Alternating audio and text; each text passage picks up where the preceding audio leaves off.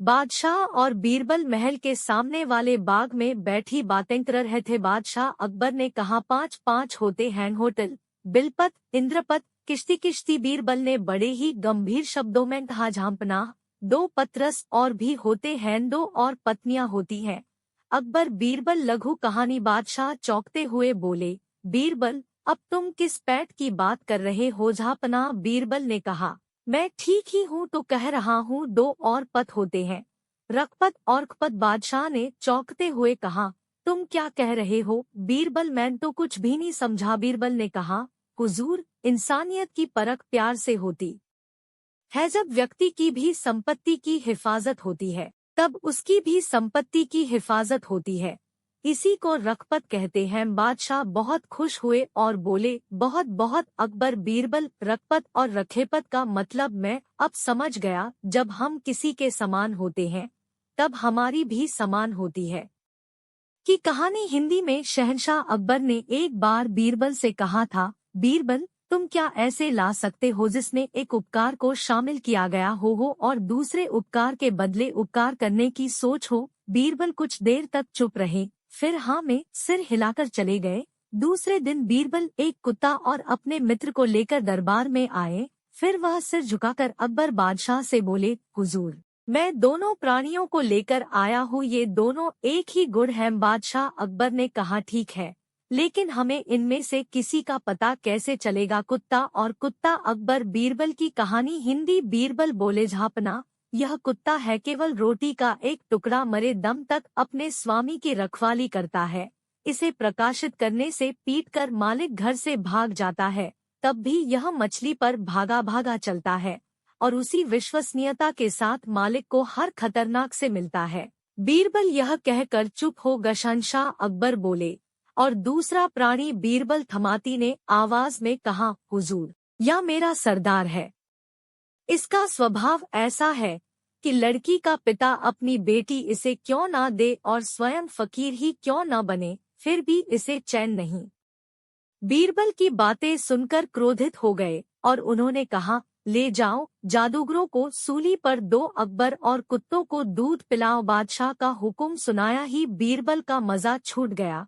उसने सिर झुकाकर नम्र स्वर में कहा, हुजूर, मेरी बात को स्वीकार करे। मैंने जो भी कुछ कहा उसने सिर्फ अपने दोस्तों के लिए नहीं कहा, मैंने तो दुनिया के सारे दोस्तों की बात कही है। जहाँ मेरे मित्र को ही पढ़ना होगा। आप भी तो किसी के भी दोस्त हैं, या यहाँ पर यात्री भी लोग हैं, वे सभी किसी के भी तो दोस्त ही हैं। बदहवास अकबर ही सहम और चले गए। उन्होंने अपना हुक्म ले लिया। शहंशाह अकबर बेगमों के साथ जादूगर में फूल तोड़ रहे थे। बादशाह को ढूंढते हुए बीरबल भी रिचर्ड में आ गए। एक सम्राट ने शहंशाह से कहा, शहंशाह, आपका दीवाना बड़ा ही बातूनी और मस्करा है, हम उनसे सवाल पूछना चाहते हैं। बादशाह ने बीरबल को जन्मस्थान से बुलाया। बीरबल ने समझाया कि बादशाह ने फूल तोड़ने के लिए बुलाया है, वह भी बैचलर फूल शोरूम डलिया में लगा लिया। शर्मसार हुई बाजीगर अकबर बीरबल की कहानी। एक शॉट में उन्होंने कहा, यह मजदूर तो बिना मजदूर के ही फूल तोड़कर डालिया में डाल दिया। बीरबल ने झट से कहा, बेगम साहिबा, एक मजदूर तो पहले से ही काम पर लगा है, जो तुम उसे बताओ वही मुझे भी दे देना। मातम शर्म से लाल हो गया और बादशाह अकबर पड़ा। बीरबल बहुत ही बुद्धिमानी और अजीब जवाब थे जो उन्हें ज्यादातर लोग पसंद करते थे, और इसके साथ ही कुछ लोग बीरबल की दिलचस्प कहानी भी बताते हैं के कारण उनसे जलते भी थे। बीरबल से जादूगरों ने एक दिन बीरबल को हमेशा के लिए रास्ते से हटाने का फैसला ले। बादशाह अकबर का जो हज्जाम था, इस काम के लिए बीरबल के दुश्मन ने उन्हें मुफ्त में सहायता। हज्जाम पहले तो तैयार नहीं हुआ, लेकिन जब उसने उसे हीरो मोतियों से लाड लीड का लालच दिया तो वह हज्जाम भिक्षुड़ते ही सही पर तैयार हो गया। नई स्वर्ग में अगली सुबह हजम महल में बादशाह की अकबर हजमत से प्रस्थान। बदाम सलामत अल्लाह हजमत वफादारी लाग। हज्जाम बाल ने चिल्लाते हुए कहा, झांपना, मैं यह कहता खते। हज्जाम चुप हो गया। बादशाह बोले, बोलते बोलते रुक गए, क्यों? जो कहता है बेहिचक कहो हुजूर, आप तो अपने स्वर्गवासी पुरखों के विषय में कभी विचार ही नहीं करत। हजम इतना बोलकर चुप हो गया। बादशाह की रुचि हज्जाम की बातें बढ़ गई। उन्होंने कहा, मैं उनके लिए लाख रुपए की सलाह के बाद भी कुछ नहीं कर सकता, वे तो अब जिंदा नहीं है।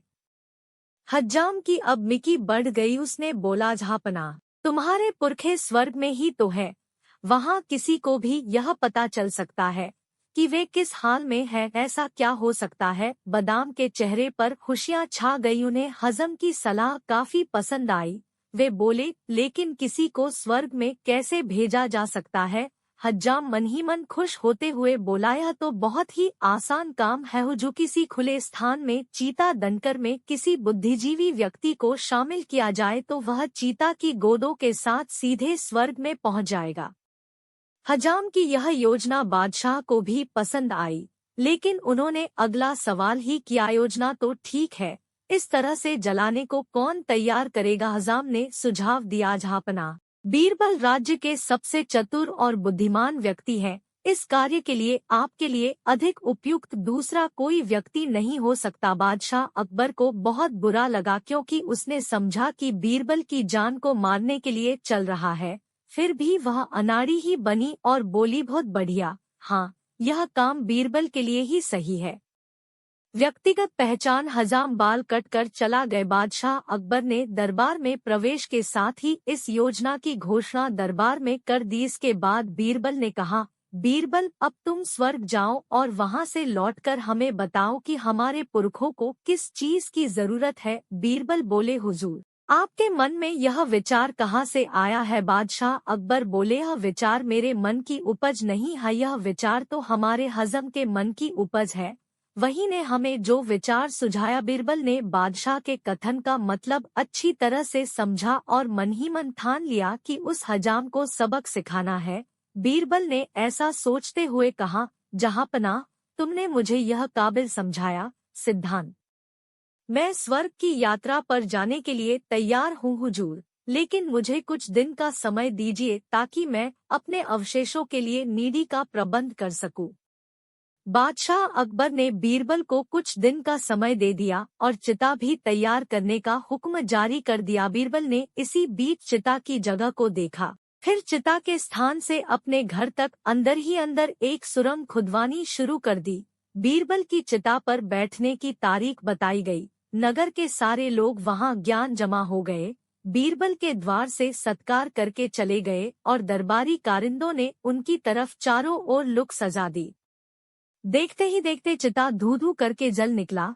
बीरबल को पौधे वाले फूल बहा रहे थे और प्यास करने वाले खुश हो रहे थे, लेकिन चतुर बीरबल तो सुरंग से होते हुए अपने घर पहुंच गए। कुछ महीने बाद बीरबल दरबार में आए तो उनके हितैषी और शत्रु दोनों ही चकित रह गए और एक मरा हुआ व्यक्ति पुनः जीवित कैसे हो गया, उसे पहचानने में बड़ी मुश्किल आ रही थी, क्योंकि उनकी प्यारी बेतारतीब भव्य हुई थी। बीरबल शहंशाह अकबर शाह को सलाम करते हुए बोले, मेरे मालिक, मैं सीधा स्वर्ग से यहाँ आ रहा हूँ, आपके पुरखों की भी खबर लेकर आया हूँ। बादशाह अकबर ने कहा, बीरबल, तुम ठीक हो तो स्वर्ग में मेरे सब पुरखे कैसे हैं? बीरबल बोले, जहाँपनाह, वहाँ किसी बात की कोई कमी नहीं है, चारों तरफ अमन ही अमन है। हाँ, वहाँ एक चीज की कमी है। बोलो बीरबल, हम वह चीज वहाँ पर पवित्र स्थान की कोशिश करेंगे। खराब सिंहासन से ये कहाँ खते हो गए? बीरबल बोले, हुजूर, वहाँ कोई बेअदबी का हज नहीं है। आपके पुरखों ने कहा है कि कोई भी बेकार का हसाम प्लांट यहाँ भेजा जाए। हुजूर, स्वर्ग में पहुँच का रास्ता तो हम सभी असफल हो गए, वहाँ अब किसी को भी हमारे लिए परेशानी नहीं हो रही है। शहंशाह अकबर बोले, हाँ, शादी की बात तो सही है, वहाँ किस हजाम को भेजा जाए? या फीचर ब्लॉने गए। स्वर्ग में बहुत ही बुद्धिमानी और अजीब जवाब थे जो उन्हें ज्यादातर लोग पसंद करते थे, और इसके साथ ही कुछ लोग बीरबल की दिलचस्प कहानी भी बताते हैं के कारण उनसे जलते भी थे। बीरबल से जादूगरों ने एक दिन बीरबल को हमेशा के लिए रास्ते से हटाने का फैसला लिया। बादशाह अकबर का जो हज्जाम था, इस काम के लिए बीरबल के दुश्मन ने उन्हें मुफ्त में सहायता दी। हज्जाम पहले तो तैयार नहीं हुआ, लेकिन जब उसने उसे हीरो मोतियों से लाड लीड का लालच दिया तो वह हज्जाम भिक्षुड़ते ही सही पर तैयार हो गया। अगली सुबह हजम महल में बादशाह की अकबर हजमत से प्रस्थान। बदाम सलामत अल्लाह हजमत वफादारी लागे। हज्जाम बाल ने चिल्लाते हुए कहा, जहांपना मैं यह कहता खते। हज्जाम चुप हो गया। बादशाह बोले, बोलते बोलते रुक गए क्यों?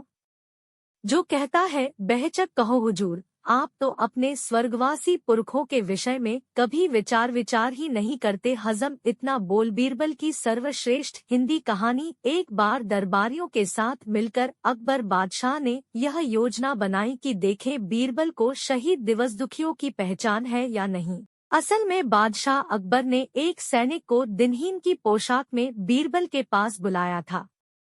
बीरबल मंदिर से पूजा अर्चना कर आ रहे थे। तभी दीनहीन के वेश में सिपाही बीरबल के सामने खड़े होकर बोले, हुजूर, मेरा पूरा परिवार 1 सप्ताह से भूखा है।